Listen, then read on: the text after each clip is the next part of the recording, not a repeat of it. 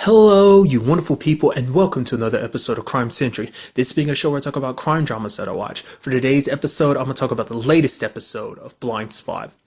So in this episode, it picks up where we saw Naz's situation last episode. She was luckily able to get away from, not get away, deal with that whole dude trying to kill her situation. Pretty badass too, like kind of rolling over the chairs and kind of flipping over to the back seat, kind of going to a struggle like that and taking him out.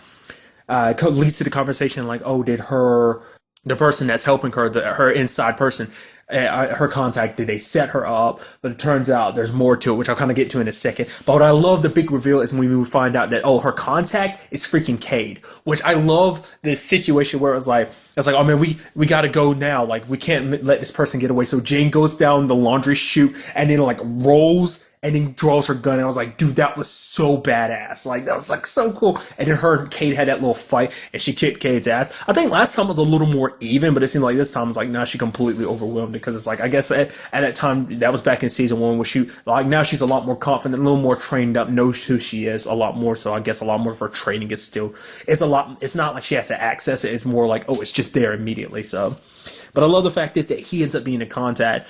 And then the reason why, because, I mean, we know Cade was already alive, because, like, Shepard brought that up at the beginning of the season, when she brought it up to, when she revealed it to, Jane, that, like, oh yeah, we know he's still alive, because we know that he was last seen here, and here. Because he had basically left the country, but it seems he had come. Maybe he left the country, but at the very least he came back, which is kind of interesting, because, like, well, I guess mainly because it a situation of, like, he was supposedly dead, so he was hiding out, not just from Shepard, but also from Jane. So it turns out that basically, I mean, now he added a little more context into why he did what he did. It wasn't just about his friend Marcos that got killed because of Oscar, which is like one of the reasons why he's like, I didn't come after your team for you guys. I came after you. He's like, oh, you came after us for Jane because of what happened to you. It's like, because he wanted to hurt, because he even said it to her, like, he wanted to hurt her for what, it's like, Oscar took away the person that was important to Cade, so he wanted to do the same thing to her, to hurt Oscar. But it also trails back to, like, no, it's because he also knows about the plan, so he knew about her being the inside mole. So, I mean, granted, he also knew about there being another mole. He knew that, but he didn't know it was Borden. Like, he didn't know until, like, he started seeing Borden with Shepard more recently. So that's only when he found out about her being the mole. Excuse me. Borden being the mole. Sorry. But I think another reason why, I mean, we end up learning a little bit more about his past as to why he ended up joining with Shepard in the first place. His dad died in a mining accident, but it was labeled as an accident, and people were covering up. The fact is that there were, like, I'm sure there were some corners cut in certain aspects of his dad's job in that particular mine, but the government kind of covered it up, made it look like an accident. So he was mad. So that's his main reason for joining Shepard. For him, he even says it later on to Nas. It's not about, like, trying to make, fix America. It was just like he wanted to get justice for his dad. And I think one of the main reasons why he was so eager to actually help them was obviously because he wanted to take care of Shepard. Because if Shepard isn't taken care of, obviously he'll always be a target. Because he's going to bring it up when he meets Roman, because he's like, Roman was chasing him for like 6 months. But another reason is because he found out about what Jane did. Jane was like, yeah, I killed Oscar. And it's like, for him, it probably made him feel a little bit better, because at least the person who hurt the person he cared about most was Marcos. I thought it was like a relationship situation. Turns out not to be the case. I think he actually brought that up last season too. Like, Marcos was like a brother to him, and he elaborates on it a little bit more, that Marcos was in the military, like, no, Marines in particular, like him. And it's like, Marcos made him kind of feel whole again, but when Marcos died, it felt like he lost his family all over again. So, but hearing that Oscar, the person who did it, I guess it makes him feel better. Plus, knowing that it was Jane who did it too, I think it added a little more irony to it, I guess. So I guess that was kind of made him okay with it. But just twist after twist and turn, as we ended up finding out also that it's like, oh man, we got a head start on Shepard, but it's like, oh man, she ended up catching up to us. She ended up killing Contact or whatever, and not there at the meeting place. So it's like, obviously she burned some evidence. And it's like, oh, how did she catch up on it? Is there another leak? And then Patterson, it clicks into Patterson's head. Like, and it blew my mind. It's like, I never thought about that. I was thinking, like, I throw out my thoughts about what it was, like her headaches and just passing out like that. And it's like, basically they were all thinking, and I was kind of thinking the same thing too. Initially I was like, oh, maybe it's pregnancy. I was like, maybe that's the case. But then I was like, oh, maybe it's just, I chalked it up like everyone else did, just the injuries. And then it turns out, no, that basically her mouth has been acting as a receiver. There's like a radio transmitter in her tooth. Like no one would have actually been able to pick it up. Like it looks like if you weren't crazy zoomed in on it, she even said it herself, like it would look like a cavity. So no one would have, because everyone was just more focused on making sure her jaw wasn't broken. But it's like the moment Shepard hit her, like obviously she passed out, but it's like to put a transmitter on her. So like that's how they've always stayed a step ahead. But this time they used that to their advantage, and it led to Shepard being put into a trap. I mean, granted, Shepard kind of left town probably after finding out the FBI was closing in and had Kate on their side. So it's like she left, but they're like, the question is, why did she leave? Because the fact is, like, because the thought is like, whatever phase 2 is, obviously there's going to be a lot of people that get hurt, but it seems like it's a situation where it's like, maybe she's trying to get out of the U.S. before phase 2 enacts too. Because even Kate is like, I don't know what it is, but the fact is, I know what Shepard does. The fact is that, she's not going to let anything or anyone stop her. She's a very scary person. And the fact is that, if she's putting all this time and effort into phase 2, it has to be something pretty big and bad. And it's like, if I were you, you're going to want to be like me and getting out of town as quickly as possible. But nevertheless, the person that got caught in the trap this time was Borden. We saw an interesting move where like 4 of his men were captured, like surrounded. And it's like, no, we could take the shot. It's like, no, we don't. We need them alive. And as soon as, Kurt said that, one of them went around, shot the other 3, and then killed himself just because it's like, I guess it's a situation where they're that loyal just because they're like, no, we're not going to betray Shepard, or because they know that if they do betray Shepard, it's going to cost not only them their lives, but also their family. Because that's another thing that Cade brought up is like, Shepard is not forgiving. The moment you prove your usefulness to you, she will cast you aside. So like even using Kurt, for example, it's like the only reason why she cares about you is because you're useful. The moment you're no longer useful or needed for her plan, she will kill you immediately. As we saw with Jane and Roman, like she immediately turned on Jane the moment she saw Jane was kind of like no longer on her side. And we see that once people are no longer on her side, they're nothing to her. So, I mean, but it put Roman in a position where it was like, no, I'm going to save my sister. And, I'll kind of quickly go to that. It's kind of interesting because like there was a memory that Jane had, because the fact is that Cade was kind of kept on the outside because you had Remy. I got to specify that, telling Roman like, no, you don't let him in on this. This is only us, as only a need to know basis about phase 2. So that's why Kate doesn't know much about it. And then like, it's like even Roman kind of pushed him aside. It's like, I don't need friends, And Roman's like, Kate's kind of like, oh, I guess you got what you wanted. Like eventually you're always going to keep your brother locked up, because she keeps him they have a very interesting relationship, and the fact is that she's not willing to let him go. And it kind of makes sense and the reason why Roman was so willing to give his sister a chance when Shepard really wasn't, because it's like, for Roman, it's because she's like, Shepard and Remy were all he has. And it kind of same thing for her. Like, she's like, no, you don't need anyone else. Like, she's like, when it's all said and done, we only need Shepard and each other. Like the only part of this family is the 3 of us, no one else. Because that's what they've known for most of their lives. It's like they've always had each other. So it seems like they're very codependent on each other. So, and I guess, and luckily for Shepard, that ended up making them a lot more malleable and making them the perfect soldiers for her, for that purpose, because they didn't have anyone except for her. So, and they had each other. So, but anyway, when it was all said and done, Borden, Patterson chased him down, and he was actually apologetic, which Patterson wasn't trying to listen to. But I do believe on some level he really did care about her. He knew it was all for the purpose of making, fixing the problems with the U.S. and everything. But it was still a situation where even though he was playing her, there was a part of him that did care about her. Because obviously Borden's not really opened up to himself to anyone since like his wife died, But, the reason why he joined Sandstorm in the first place. But it's just because he was hurt. But it's still, he still felt bad for what he did to Patterson, because he never wanted that to happen. I'm sure he wanted to probably continue it as long as possible. He probably was like, oh, let me keep working with Sandstorm from here, and I could still stay with Patterson. Because even when the situation came, it's like, oh, she could still be a helpful resource to us. I'm sure, like, obviously, luckily for Patterson, Shepard didn't want to just out. Because if Shepard had her way, she would have outright killed her. But it's because of Borden's.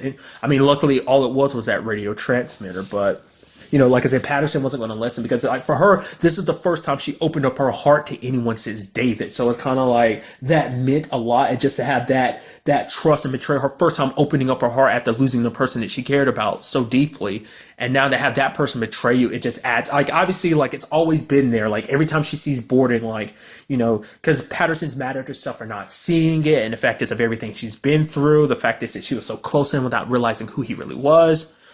And so, but Borden being true to, like, the other people, like, showing his dedication to it, he ends up dropping a grenade and blowing himself up.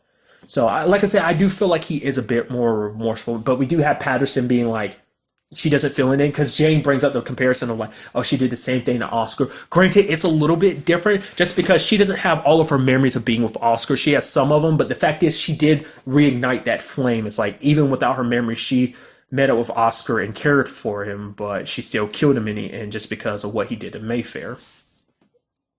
And so she's like, I understand what that means, because it's like, you did this thing to someone that betrayed you and you thought it would make you feel better, but it doesn't. Kind of still leaves you feeling a little hollow, even angry. But for Patterson, it is like, she is hollow. She's like, I don't feel anything. She's like, I'm fine, which she's not.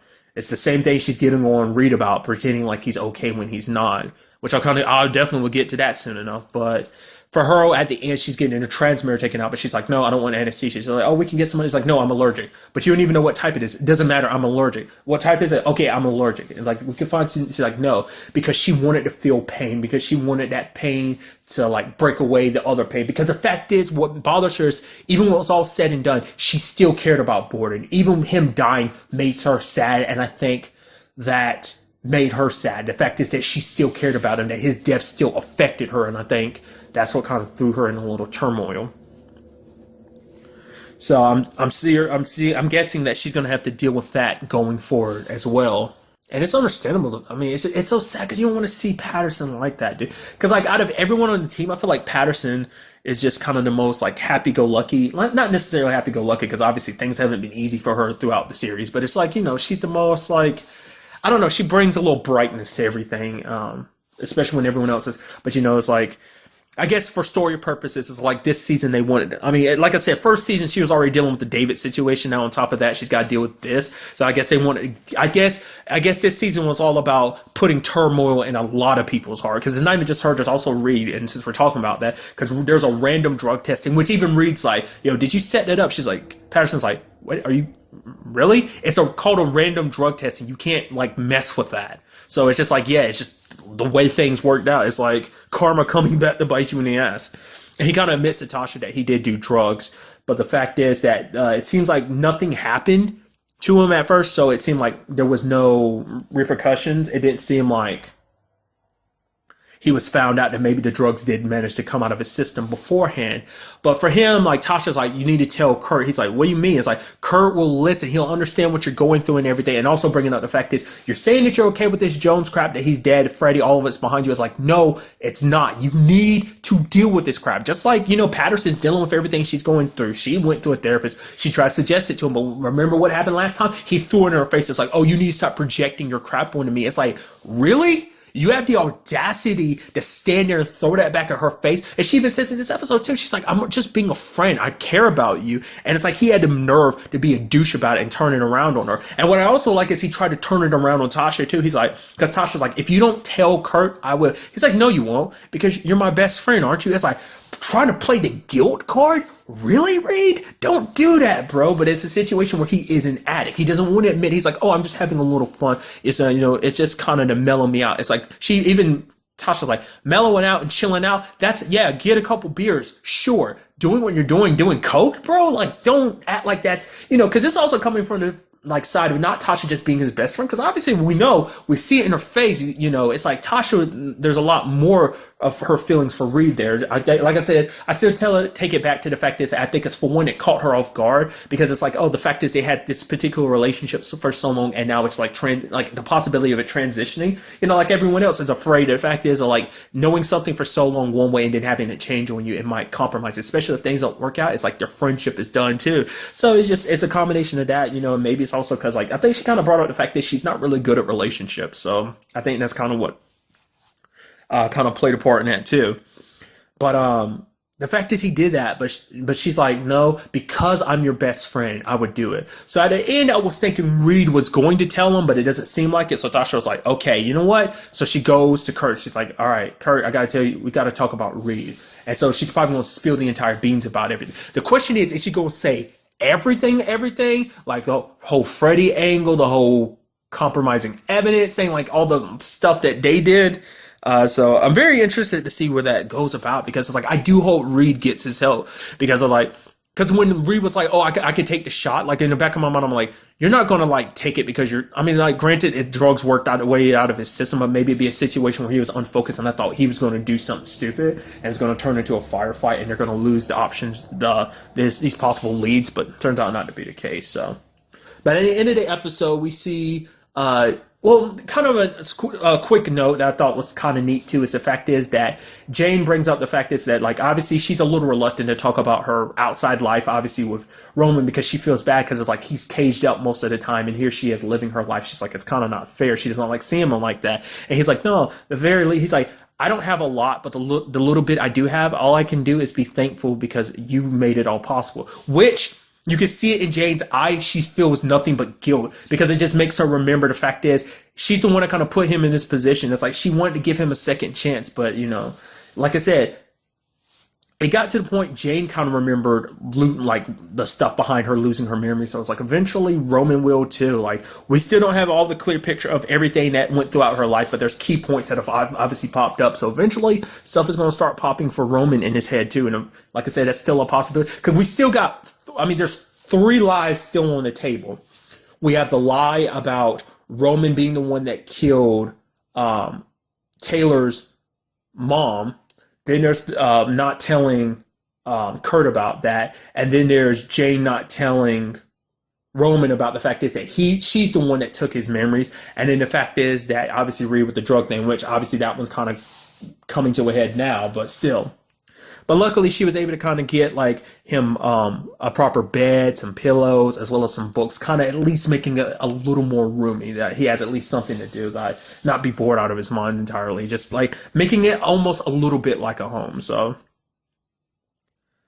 there was kind of an interesting conversation that came up earlier too in the episode where like Kurt was really reluctant to work with Cade, but then it's like, yeah, but he brings up the fact that he tried to kill Jane. It's like, you're showing your heart a little bit, Kurt. And then she's like, oh, but the fact is, you know, it was almost like the same situation with me. Like, and then he was like, no. Kurt's like, your situation was different. It's like, yeah, because he has special feelings for you. And he just doesn't want to admit it. Obviously, you know, just because ever since from return and everything at the beginning of the season, it just kind of made him very reluctant, especially because he had to play it off like he didn't care about what she did. Because even she kind of throws it back in his face. Remember, you told me that, you know, you wouldn't want to even be in the same room with me. That's what you said to Tasha. And the fact is that, you know, here we are. It's like, the very least, we kind of have to work together. Obviously, like, you know, Kurt probably regrets that, especially because, like I said, it's kind of interesting because Tasha as well as Jane have kind of bonded and they're kind of grown closer. So there's no longer that animosity. It's like, even though there was the situation there was, they've kind of gotten to the point. Because like I said, Tasha and Reed were like, obviously in the first season, Reed was the most reluctant about her, but it seemed like he kind of slowly waned more to liking her, and it seems like Tasha's kind of going back over to Jane's side too, especially because they're bonding over the Oliver situation, which is what I was about to get to. The fact is, at the end of the episode, we see them being taken, which, like I said, I still don't feel 100% honest. Like, I trust Oliver. Like, I feel like there's a lot more to that. Obviously, there's the whole, like, changing his name thing. I mean, we'll probably find out soon enough what is more to it, but who knows? I feel like if it wasn't because maybe that was kind of part of the act, because I feel like if it was part of the act, like, they would have just, like, hit Jane first, and then she would have tried to defend Oliver and then pass out. I mean, but the fact is that they drugged him to mean that he's not part of this. I mean, granted, we don't know. Like I said, that could have been part of the act. By him getting hit first, it makes Jane 100% like securing his cover or something like that. We would just kind of have to wait to see. Just overall, a very, very good episode. And I'm excited to see what goes on in the next episode. Because it's been a while since we've seen a Blind Spot episode. This was like the first one in what, like 3 weeks maybe? I think this makes week 3, I think. No, like there's been 2 weeks in between, sorry. So, I mean, it's still, nevertheless. Anyway, that's all I want to talk about in this episode. To the next time we meet, be happy, be safe, live life to the fullest, and enjoy it. Good day and goodbye.